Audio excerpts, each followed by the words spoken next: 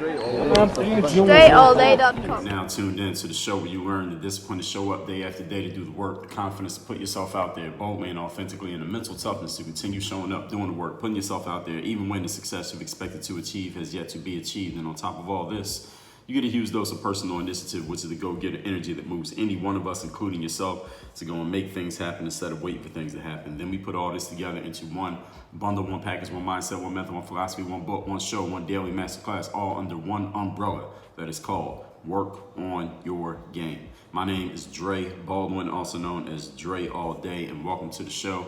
And today, ladies and gentlemen, we are going into part one of, I think this is going to be a 4-part series where I am going to address in detail and in full the full work of this concept of anti-racism. Do you need to be an anti-racist? How do I feel about the concept of anti-racism? And specifically, we're going to be diving into the work of Mr. Ibram Kendi, who wrote the book, How to Be an Anti-Racist. I'm making this argument towards on the concept of anti-racism, and you'll know exactly how I feel about it as we go through this series, based on this book being the magnum opus for anyone who needs to understand the concept of anti-racism. This book should be able to explain all of it. I went and read this entire book, took notes on the things that I agreed with, things that I didn't agree with, why and why not, and that's what we're going to get into in this series. And I think this is a timely topic, being that this book it looks like it's really taken off, has a lot of supporters, also has a good amount of detractors, and this is a big topic that's going on right now in the world, this whole concept of race and social justice and wokeism and all types of relations between the races, and whatever phrases you want to use to describe it. Everyone knows what I'm talking about, however you would like to language it. First of all, let me be clear up front that what I'm about to share between today and the next few episodes is not a takedown of Mr. Kendi, the author of this book. This is not a hit piece series for me to try to trash him or his work, even though I am going to attack many of his ideas. I'm not attacking him as a person. This is a discussion. It's going to be a critical discussion of this book, How to Be an Anti-Racist, a critical discussion of the arguments made in this book and of the conclusions proposed in this book.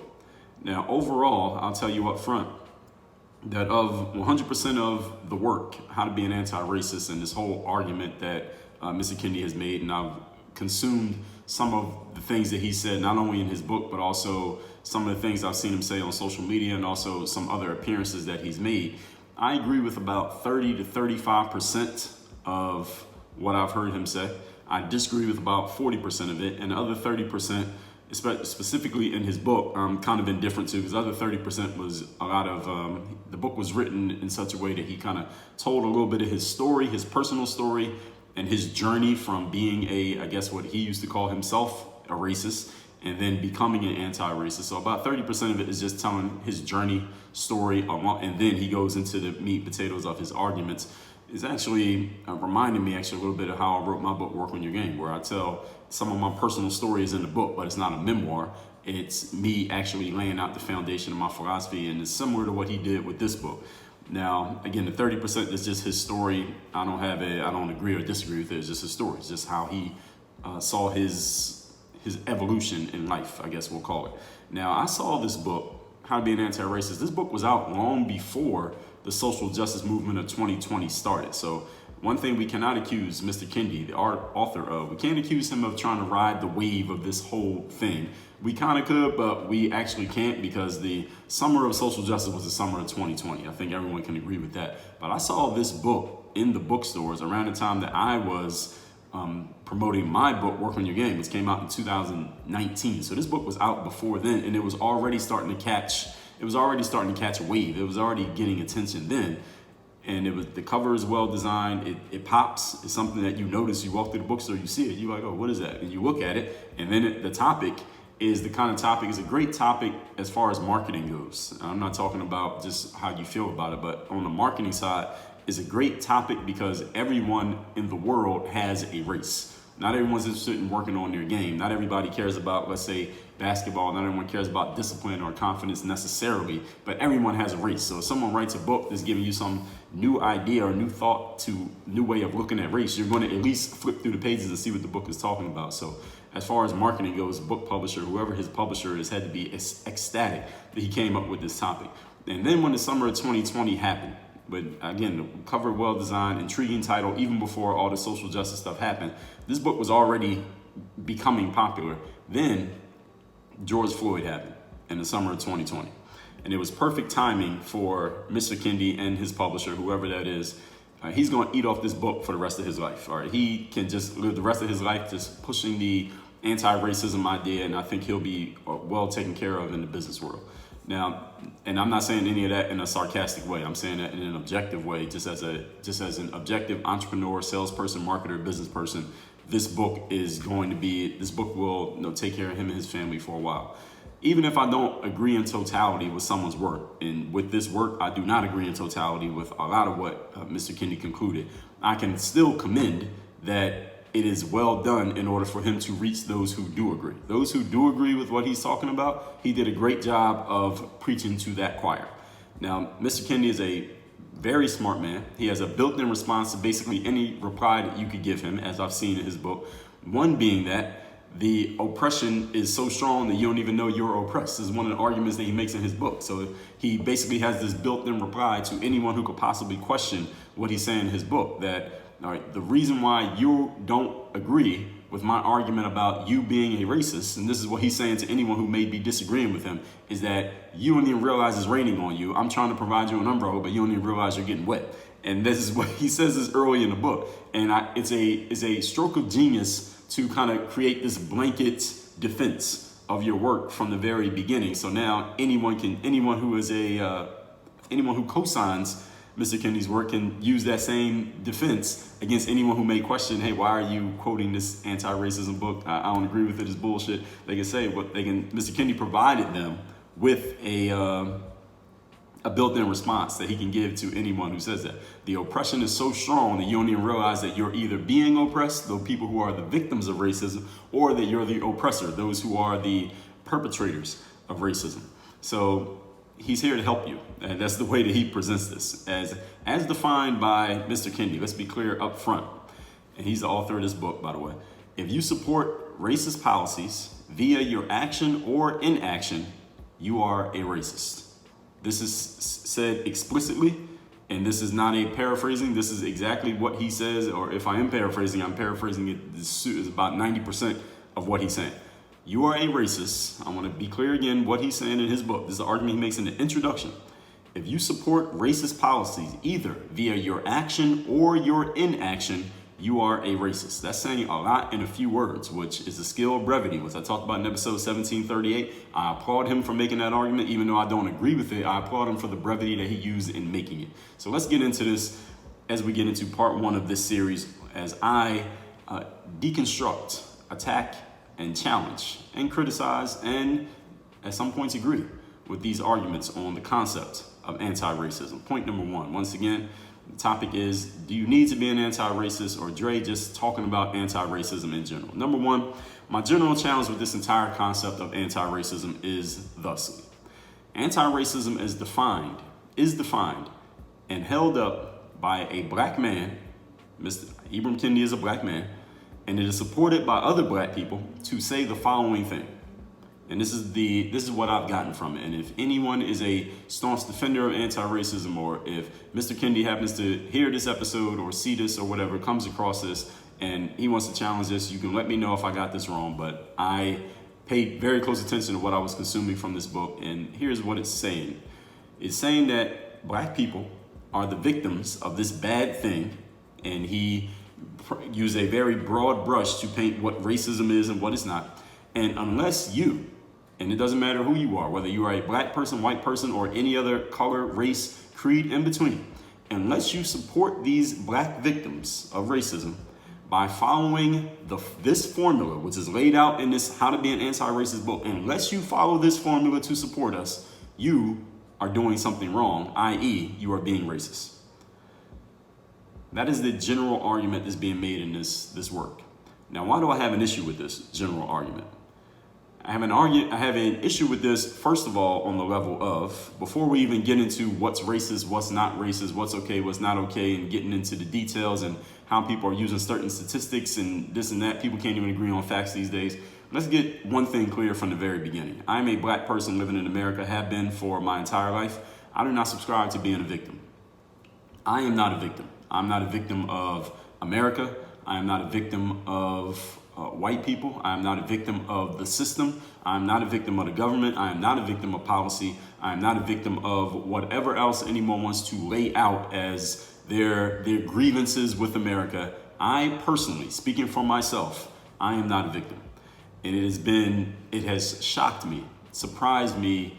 I would say it's not even an exaggeration to say it has shocked me to hear so many people of color over the last year who actually wanted to argue with me, debate with me, when I said what I just told you, that I am not a victim, and they would actually argue with me and tell me why we as black people are victims. And they would start actually laying out their bullet points for why they feel like a victim. These are people in my family I've heard say this, people who are friends with me I've heard say this, people who I've known for years. We never really talked about race or anything like that, but when the topic came up, they started making their argument for why they are a victim and why other people of color should also join with them in being victims. I just couldn't understand it. I can never wrap my mind around the concept of looking at yourself as a victim. But I'm not here to tell anyone else how they need to think or how you need to see yourself in the mirror. That's your choice. I wrote a book called The Mirror Motivation, which is a guidebook to give you the frameworks for you to decide how you want to look at yourself in the mirror. But I'm not here to tell you who you should see in the mirror. You choose to be who you want to be. It's your life. But I am not a victim. Now, I know, again, a lot of black people for whom I have a high degree of love, high degree of respect, who have flat out told me that they are victims just by being black in America, and they have the bullet points to prove it. Fine by me. If that's what you want to do with your life. Blows my mind. These are people who are business owners, heads of households, self-efficient adults, but I still love these individuals, despite the fact that I disagree with their perspectives. But understand, you will never label me a victim unless I'm dead. All right. Anything else that happens to me, even if it wasn't my fault, I can respond to it. If I'm dead, then okay, you can call me a victim. All right, in my death. You come to my funeral and label me a victim. But unless I'm dead, I can respond to a situation. To be anti-racist, according to what Mr. Kendi has laid out here, you and or your fellow black people must accept that you are a victim. It's laid out in this book that black people are victims of racist policies. He uses the word policy often in the book, and he goes on to explain it. You must see yourself as this in order to understand, to grasp the concept of anti-racism. You're a white person listening to this right now. In order for you to embrace the concept of anti-racism, you must look at a black person and say, this person is a victim of racist policy / America.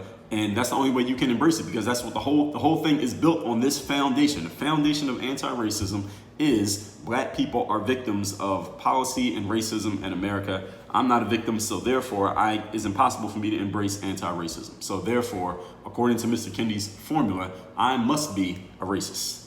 Again, according to his formula, I'm not trying to be sarcastic. Let's move on to point number 2. Today's topic, once again, is I am addressing the concept of anti-racism. Now, I heard Mr. Kendi on the Brene Brown podcast. She has a show called Unlocking Us. I like Brene Brown. She's a white woman, picket fence white from Texas. And listen, what was she going to do? She had him on the show. And Brene Brown's a pretty big name in the field. Being that she's white, being that she has a large audience, I'm sure plenty of people of color in her audience, she does not have there are very few white people, let's put it this way. There are very few white people who have audiences with people of color in them who could challenge these kind of ideas like anti-racism and live to talk about it without getting themselves canceled or semi-canceled or losing a huge chunk of their audiences to the point that they're going to have to come out and apologize so they can keep their corporate sponsorships, speaking gigs, publishing deals, etc., etc. I'm saying all that to say this. I don't know if Brene Brown actually agreed with the stuff that Mr. Kendi was saying on her show, but if she didn't agree with it, I don't think Brene Brown is in a position where she could disagree even if she wanted to on the air. That's how I feel about it. And again, name someone who's white, who has a big audience, that has a melting pot audience, someone like Brene Brown does, who could challenge these things and put it out and actually say some stuff, and that would could kind of be could be perceived as she is kind of going against the grain of black people seeing themselves as victims or seeing America as racist and live to talk about it without having to come out a week later or the next day and apologize for her statement and try to, get back into the good graces of, quote, the culture, close quote. I don't think Brene Brown is in the position to do that. Very few white people in a position to do that, unless they were already in a position of challenging these kind of things before it became the wave and before it became popular. Thusly, they've already been labeled racist and white supremacists, et cetera, et cetera. So they don't really have anything to lose because they were already in that position. So anyway, I heard Brene hosting Mr. Kendi on her show, and this is what he said. He said, what changes a group and changes a community of people is not the individual behaviors of the people, it's a change in policy. Okay, now, Mr. Kendi, of everything that I heard you say and everything that I read you write, this is the most bullshit point.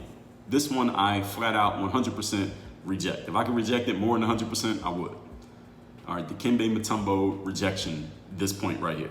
I'm gonna say again what he said. He said, you do not change a group or a community by getting people to change their individual behaviors. That's not what you do. What you need to do actually is change the policy. That's how you change a group and change a community. That 100%, let me tell you why I'm rejecting this 100% and why I say this is the most bullshit thing that Mr. Kendi has produced of everything I've consumed of his, and I consumed a good amount. My whole philosophy, my whole business is based on the very opposite of what he's saying right here. This show right here, every single day, what am I telling you? Work on your game. Not the policy's game, not the government's game, not even the community's game, your game. You are responsible for you. This show, always, what do I tell? I've told y'all many times here on the show, no matter what we're talking about, if it's a group thing, if it's 2 people, 20 people, or 1 million, we always bring the conversation back to the individual. Why? Because you are the only person you can control. You won't always be able to control policy. You can't control the government. You can vote in an election, but it doesn't mean your person's going to win. And even if they do win, are you quite sure they're actually going to do the stuff they promised you during the campaign? I mean, we've seen many times that they haven't. So we can't control what other people do, whether it's the government, the community, whatever, but you can always control yourself. And if each individual person takes ownership and takes self-accountability to do what they need to do individually, of course the group is going to step their game up. If everybody on a basketball team decides that they're going to do what they need to do to get in their best shape and have their game on point, then that team's performance will rise. And if everybody on the team doesn't do that, then the team's not going to perform. All right, there's no policy that's going to make the team get better if the people on the team don't want to do the work, if they don't want to work on their games. This has been my fundamental belief that my whole business and philosophy is built on. So me and Mr. Kendi just will fundamentally disagree on this point right here, because I printed it in my books, he's printed it in his book. So again, we can just agree to disagree on this, I'm going to assume, unless he's changed his mind since his book came out, which I seriously doubt. I flat out reject this idea that individual behaviors cannot change a group and they cannot change a community. I mean, we just talked about this. I did an episode on keeping your foot in everybody's asses just recently, but listen, it has to be 100 episodes on this show where at least 100, where I've always said to you, I've stressed to you, we always bring it back to the individual person because that's the only thing we can control. He is saying here, individual behaviors don't change things. You must change the policy. Well, what if the policy doesn't change? Then what do you do? What if the person you voted for doesn't win? Then what do you do? What the person you voted for wins, and then turns out that they lied to you because they're a politician, they have to lie by the definition of their job, the design of their job rather. They have to lie in order to get enough people to vote for them. They can't tell everybody the truth. Nobody will vote for them.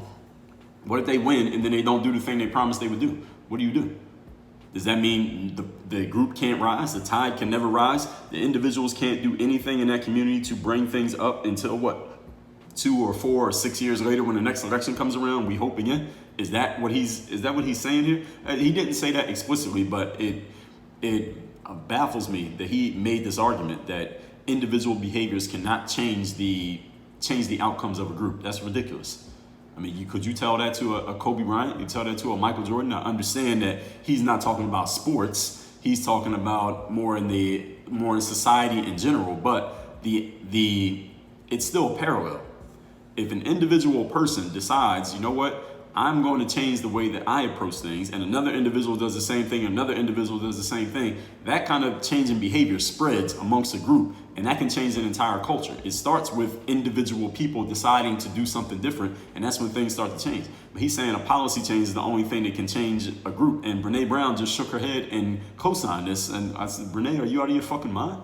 That's ridiculous. And he also later stated in the same episode on Brene Brown's show that an anti-racist treats individuals as individuals. Yet, on this same episode, in the same interview, this thing was only about an hour long, it's a policy that causes some individuals to fail. Now, this just puts a big question mark in my head. Did y'all hear what I just said? Let me say it again, and y'all go listen to this yourselves. The show, again, is called Unlocking Us. It's Brene Brown. She had Ibram Kendi on. This was last summer, maybe about June of last year, right after the George Floyd thing started to catch fire. Ibram Kendi wrote the book called How to Be an Anti-Racist. He said that changes in a group or a community does not happen through individual behavior. It must happen through policy. And then he also said that when you're an anti-racist, meaning the good thing, you're doing what he's saying you should do, you must treat each individual person as an individual. Well, which one is it? How can you have both of those at the same time? It seems to be a dichotomy that doesn't make sense to me. And then he says policy causes individuals to fail, yet at the same time, each individual must be treated as an individual. Like, these three ideas seem to be clashing with each other. They just don't fit as far as I'm concerned. These three pieces that don't fit the puzzle. He goes on to say that policy is the problem, not people. All right, this is a ridiculous assertion. If you personally listening to me right now, if you are having some issues in your life and things are not going the way that you want them to go, things are not working out in your favor, listen, you can't sit around and wait for policy to change in order for you to get to the outcome that you want to get to, because the policy may never change. Or what if the policy changes, but it's still not going in the direction that you want it to go in? What are you going to do? Are you going to tell your family on your deathbed, hey, put on my tombstone that I would have been successful had they changed this policy? No, that's ridiculous. All right, what are you going to do to actually do something for yourself? I told you in episode 1559, the problem with excuses is that they're always available. When you are blaming the policy on your personal failure, individual failures are caused by policy, according to Ibram Kendi, the author of the Antiracist book, that's an excuse. An excuse is you saying, all right, I didn't get this thing done because of this externality, which I can't control. The problem with blaming your issues on an externality is that you can't control the externality, i.e. it becomes an excuse. It is an excuse because you can't control it, but you're saying that's the reason why you're in the situation that you're in. Well, what if that thing never changes? Since you can't control it, what are you going to do?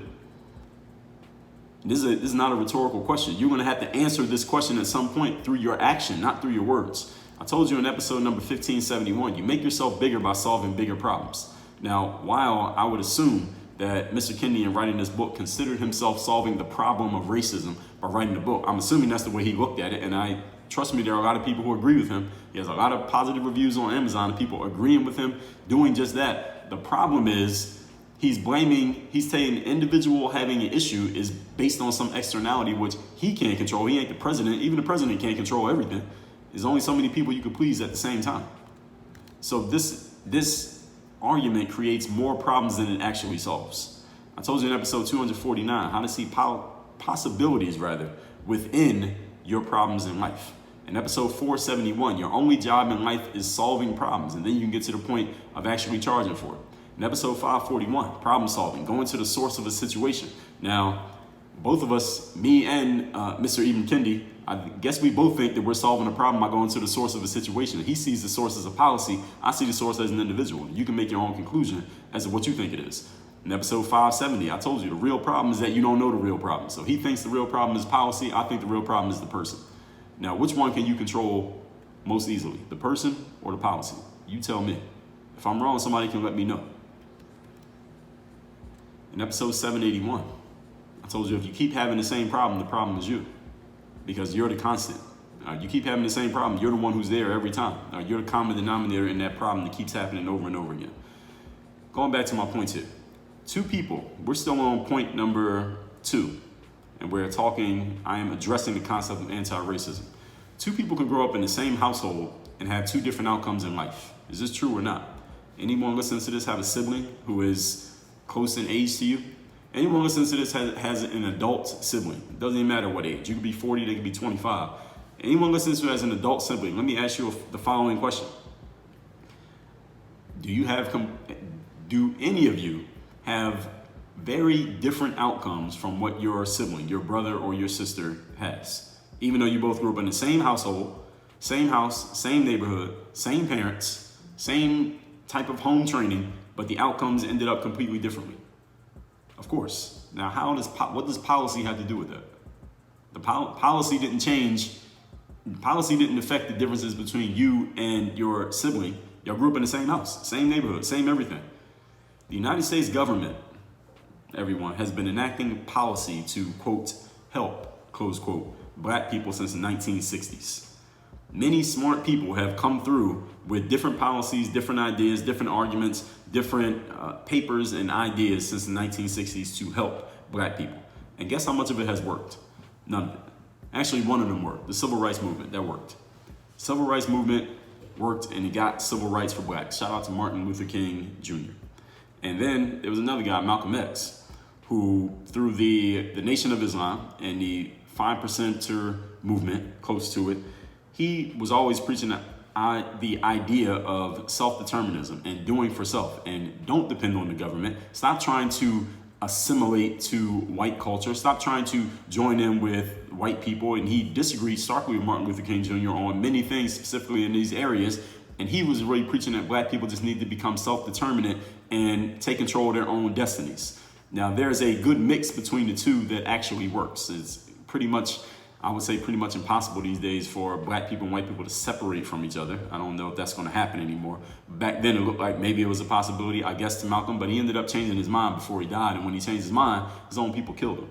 You can look that up on your own. Many smart people have come through with different policies. Very few of them have worked. Malcolm X implanted some ideas that are still alive in the minds of many people to this day. Martin Luther King's civil rights movement did work. Two-parent homes since the 1960s.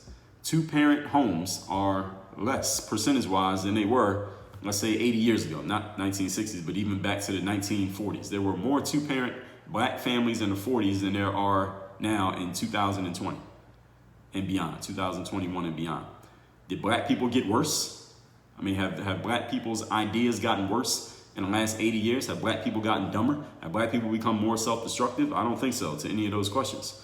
What has happened is policies, the very thing that Mr. Kendi is arguing we need, policy has incentivized, didn't cause, but it has incentivized. It is part causation and part correlation, the collapse of the black family, specifically things like welfare. I'm not saying that they are the reason that they fell, but they have incentivized the falling. Let's put it that way. So they're part of the situation. They've been involved. They've always been around when these things are happening. This is not a policy argument. Okay, what I want to make is a practical argument because I'm not a politician. I'm not a policy maker. I'm making a practical argument here that anyone can understand, even if you don't read stats or data or academic research papers. When your well-being is dependent on another person, that person controls you. Can everybody agree with that? When your well-being is dependent on another person or entity, that person or entity has control over you. They have power over you if they want to use it. And control is power. Everyone on this planet wants power on some level. What welfare did was put people under the control of the government because the government was controlling their dependency. Right? Welfare was basically writing a check to people who otherwise weren't getting a check from anywhere else and put the government in power over a certain percentage of people. Now, why would the government want to do that? Why would the government just write a check to people and just give it to them for no reason? They do that because if the government is writing a check to you and telling you, hey, we're giving you this check every month or every 2 weeks or however often you get that check, and you're able to take care of your family with this, they are letting you know with a wink and a smile, hey, just remember to vote for this candidate the next election. And that's the way they keep their hold over their government positions and keep their jobs and keep their paychecks going. They win votes, they win the elections, they keep their jobs, and they keep making their money at their job. i.e., they increase their power by having power over you. Policy has not helped black people, it has hurt black people in aggregate over time. So how can you rail against, and there's many people doing this, and even Kendi wrote a whole book on it. How can you rail against systemic racism while you're pining for new policy? That doesn't make any sense to me. People are arguing that systemic racism is one of the main issues against black people in America, but they're arguing that we need to change policy. Isn't policy part of the system? So if systemic racism is so terrible and has been so terrible for the last 60 years, what makes you, any individual person, think that you're going to show up and come up with some policy that all of a sudden is going to make the system stop being racist? I mean, it's been racist all this time, so now we just need to follow your way, and then things will change. Well, I thought that was supposed to happen with Obama. I thought that was supposed to happen with Biden and Kamala. I thought that was supposed to happen with, I don't know, whatever Colin Kaepernick was talking about. He doesn't even talk anymore. Now it's supposed to happen with this guy. Then it's going to happen with AOC. Then it's going to happen with the next person who comes along. There's always a new person coming along saying, oh, if you just follow my way of fixing the system, then things will change. There's always a new person coming along. All these people, I call them race hustlers. I put them all into the same category. And the reason I call them race hustlers is because the only people they're trying to appeal to are the people who feel like their race is the reason why they are not succeeding and on some level in life. And as long as these sheep exist who can be persuaded to believe that their race is the reason that they're not achieving at the level that they want to achieve, there will always be hustlers willing to lead the sheep wherever they want the sheep to go for the very purpose of securing their votes, securing their support, so that that person can keep their position, keep making their money, and keep their position of power. It all goes back to the concept of power. But none of this stuff makes any sense to me as far as why people are arguing we need to change policy when they just railed and said the system is wrong. But nobody seems to question them. Well, I'm questioning them right now. But this is exactly what the anti-racists are telling you that you need to do. So again, I'm just putting this out here, and I want you to draw your own conclusions based on your own thinking. Let's move on to point number 3. Topic once again today is I am addressing the concept of anti-racism. Number 3, why does this all sell the way that it sells? I mean, you're listening to this right now, and maybe you've heard whatever you've heard on social media, you've read whatever you read, maybe you had your own beliefs in place before you started listening to me today, and you're like, well, Dre, if these things are so ridiculous and they don't make sense the way that you're saying, why does it seem like so many people are buying into it? Why are you the only person who seems to understand the counter argument? Why don't we hear anybody else saying these things that you're saying, or we don't hear so many people saying the things that you're saying? I'll tell you what. For black people, it is much easier to be a victim than it is to be empowered. Now, everything that I'm telling you here today is not a new argument. None of this stuff is anything that I have not already said on this show in detail in the past. And if I got that wrong, if I'm saying anything brand new here today, you let me know. In episode 645, that back in 2017, I told you how to never be a victim. In episode 1524, I told you we are not victims. Episode 394, how to avoid ever being a victim. So episode 613, one more. I told you why victimhood sells. So this whole concept of not being a victim is not brand new for me. I did not just start talking about this in 2020. I was talking about this way back. All right, victims are losers. All right, victims are people who look to externalities as the reasons for their failure, and then they just sit there and do nothing. All right, this show is not for those people. Now, if you happen to be one of those individuals, I will help change your mentality and your outlook in the way that you see yourself in the mirror. So this show is still not for people like that, because anybody who has that kind of mentality either is going to turn this show off immediately, or you're going to start changing immediately, one or the other. But you can't stay the same way and keep listening to me. There's going to be there's going to be a clash. There's going to be an incongruency between what you're listening to and who you see yourself as. And you can't stay there for long. So black people seem to buy into this because it's much easier to look at yourself as a victim and say, okay, well, the reason why I'm not 10 levels higher than I am is because of my race and because of policy and because of all these racist people and racist America and slavery and 400 years and this, that, and the third, and all the other talking points that have been fed to you your entire life. For white people, why do white people buy into this? Because actually, you know what actually led me to going and reading this book? Because I've had the book for a while, but I hadn't read it yet. It got pushed to the top of my pile specifically because a white woman, actually 2 white women who are associates of mine, I would even say loose friends of mine, they actually mentioned the book. There was a bigger conversation happening where something else was being talked about, and they both mentioned this concept of anti-racism, And when I heard both of them say it, I said, let me go read this anti-racist book and see why so many people are buying into this doctrine of anti-racism. So why do white people buy into this? Let me tell you why. If you are a white person who is not racist, I don't mean you're anti-racist. I mean, you are just not racist. You're a white person who just says, you know what? I am not racist. I don't have anything against black people. I don't hate black people. I don't think white people are better than black people just by the color of their skin or anything like that. And you really don't even dive into this whole racial situation. You don't really have a deep opinion on any of it. If you're that type of white person, the last thing you want is to be a victim of the mob. So this is how many of those white people, suggestive white people, were swept up into this. Because people like Ibram Kendi came out with this book and they told you, they drew a line in the sand. This is a stroke of genius by Mr. Kendi, by the way. I got to give him a compliment on this too. And again, I'm not being sarcastic. I'm being for real. This is a stroke of genius. He told you that unless you are on this side of the line by doing things to go against this policy, by actually taking action, unless you do that, you are racist. You cannot be neutral. He makes it clear. There is no neutral in this argument. You are either racist or you are anti-racist. You are one or the other. That's a stroke of genius. Again, every person who is coming up with a philosophy or a policy or something like that could learn from this tactic that he used right here. The last thing you want, white person, is to be a victim of the mob who's accusing you of being racist. So you must make sure you're clearly being anti-racist. So when they tell you to put up your fist or to post a hashtag, you do it. And I don't mean necessarily putting up a fist or posting a hashtag, but you must do something to prove that you're on the right side of things. And I know a whole lot of white people who are doing this. Now, I don't know what the thought process is behind them doing it, but I am going to suspect, and if I got it wrong, you can let me know, white person.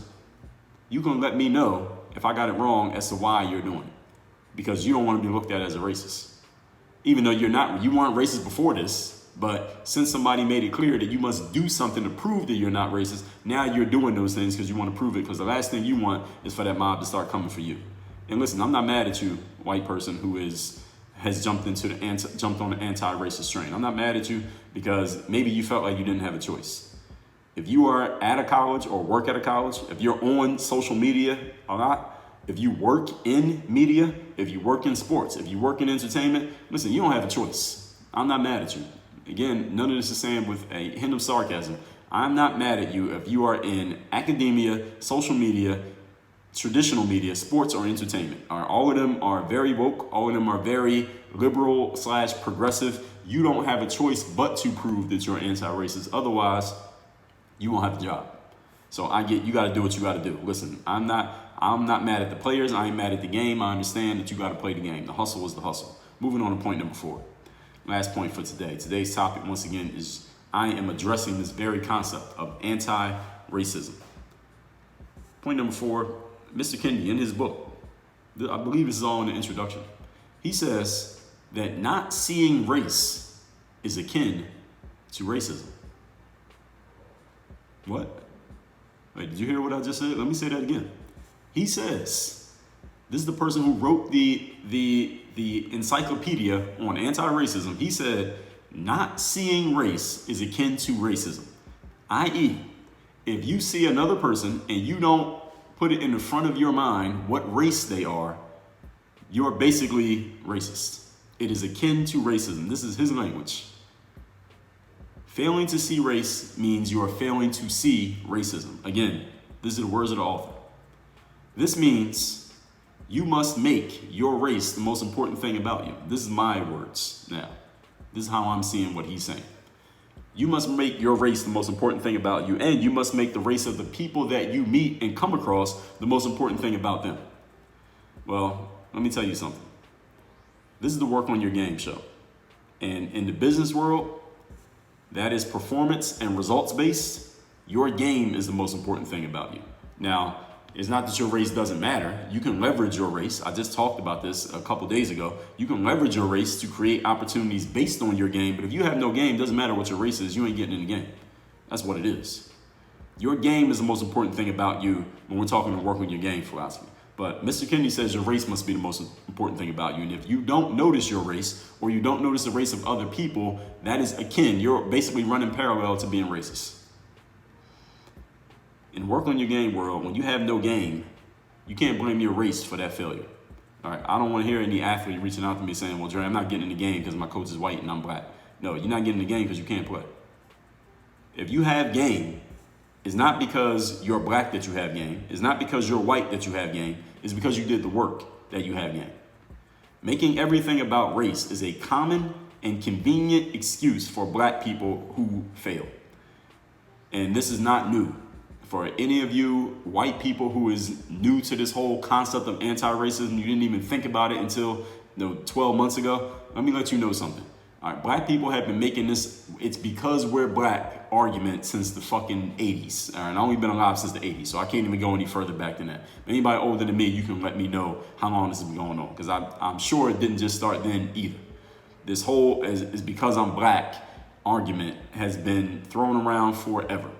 Now, I am not here to say that racism does not exist. I'm not here to say that there have not been racist things done towards people of color. I'm not here to say that there have not been some sorts of systems and or policies in place that did intentionally block black people or people of color from doing certain things that white people were able to do. But what I am saying is today, in 2021, when I'm recording this, the argument of I am not getting the outcome that I want because I am black is a bullshit excuse. It is a labeling of victim that you are putting on yourself, and you are setting yourself up to fail and be a loser in life by giving yourself an excuse and labeling yourself a victim. That is the point that I'm making today. Making everything about race is a common and convenient excuse for black people. And nowadays you got white people jumping in, telling you, co-signing it and telling you that your reason for failure must be because you're a person of color. So now you're getting more support for being a victim and calling yourself a loser, which is actually taking people even further down the wrong road. You're going deeper into a hole that you need to stop digging. The craziest thing about all of this, and this is something that I've said so many times, I'm going to keep saying it as long as I keep seeing it, is black people who succeed look at other black people who have not reached their level of success and then give them all the excuses instead of telling them what they could do, which is how to create success. And this is unbelievable to me. Somebody who goes against, you take any black person. I mean, there are so many prominent blacks who have created success, who instead of getting on the stage or speaking from their anointed position and telling people who have not reached success yet and saying, hey, look, check this out. Yes. And these are people who could even buy into everything Mr. Kendi says. They can say, look, systemic racism, yes. Oppression, yes. Everything Colin Kaepernick said, yes. Everything going against us, yes. White police officers, yes. We getting hunted in the streets every single day, yes. All of these things that you think are causing black people to be held back and make them victims and causing them to lose their life, you could agree with all of it. Now you, anointed black person, you could say, despite all of that, everyone, check this out. I created success anyway. And all you know it. All you know about my success, you can Google me. So let me tell you how to create success despite the fact that all of this shit is against us. I haven't heard a single prominent, well-known, blue check black person do that yet. If y'all know of a few, please forward me their names. Send me a text message. I forgot to mention at the top of this episode. Send me a text, 305-384-6894, and let me know who are those people who are doing that. They have created success and they've come out and they've said what I just said explicitly. Yes, there is a bunch of shit against us as black folks in this country, or has been, or maybe we got these problems still going on. However, here's how you create success anyway. I already did it. Let me give you my blueprint. Why is nobody doing it? Why do people reach success? People of color reach success, and the first thing they want to do is tell you all the reasons why you can't be successful. And it's all because of the color of your skin. I just don't understand it. It's almost like they got to the top of the building through the elevator, and now they're telling all the other people who are about to get on the elevator why they shouldn't ride the elevator up because of all these problems that they're going to have. I don't know.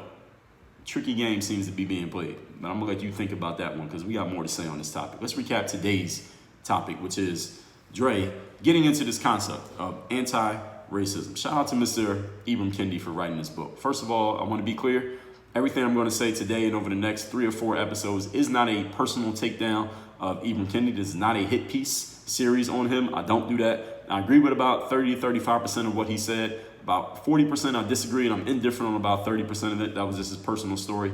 This book was well done as far as preaching to the choir. He drew a line in the sand, stroke of genius. His publisher has to be very happy because this is a perfect topic at the perfect time. They couldn't have predicted the summer of 2020 happening, but it did, and this guy's going to eat forever off of this book. All that being said, point number 1, my general challenge with the entire concept of anti-racism is he is saying that black people are victims of this bad thing, and unless someone supports it by following his specific formula, then you are doing things wrong. The reason I have an issue with this is because I do not and will not ever subscribe to being a victim. I know a lot of black people who consider themselves victims in America. We don't agree on that point. Point number 2, I heard Mr. Kendi on the Brene Brown show, and he said that you can only change a group or community by changing policy, not by the individuals changing their behaviors within that group. That is bullshit. That's the worst thing that he has said or written of everything that I've consumed from him. I flat out reject that. Yes, he says policy, not yes, but yet. He says policy causes individuals to fail, while at the same time he says anti-racist treats individuals as individuals. Well, which one is it? If policy is the reason that the group fails, but at the same time you're looking at each individual as they are, those two don't jive. There's a incongruency between those two ideas. That doesn't make any sense to me whatsoever. Point number 3, the reason that this concept sells very well is because many black people would rather be a victim than to be empowered. When you're empowered, you have responsibility. With power comes responsibility. When you're a victim, you have no responsibility. It's everything outside of you. It's all their fault why you are who you are or why you're not who you are. And point number 4, not seeing race is akin to racism, as according to Mr. Kendi. Makes no sense. In other words, he's saying failing to see race means you're failing to see racism. Actually, not in other words. That is exactly what he said. What I'm saying, my paraphrasing of this is, you must make race the most important thing about you and the most important thing about everyone you come across. But I'm going to let you all know something. This is the Work on Your Game show. Most important thing about you in this world is your game. Now, if you happen to be black with game, then you got game. If you happen to be black with no game, then you're a fucking bum. It has nothing to do with your race. If you're white with game, you got game. If you're white with no game, you're a bum. Doesn't matter what color you are. If you have game, it is not because of your color. It's because you did the fucking work and you continue to do the work. The craziest part of this whole argument that I've seen so far is successful black people standing from their anointed positions and telling all the people who have not yet reached their success all the reasons why they should expect to fail because of all of these negative things against them because of their color, their skin. Very rarely have I heard anyone say, yes, there are all these things against us, yet here's how you succeed anyway. I'm trying to fill that void. And if there's anyone else who is stepping in to do it, let me know who that person is because we need to make our voices more loud. Once again, I want you to send me a text and let me know the most valuable thing you've gotten from today's episode. My number is 305-384-6894. Tomorrow we are going to go into part 2 of our discussion on this very concept of anti-racism. Work on your game. Dre, all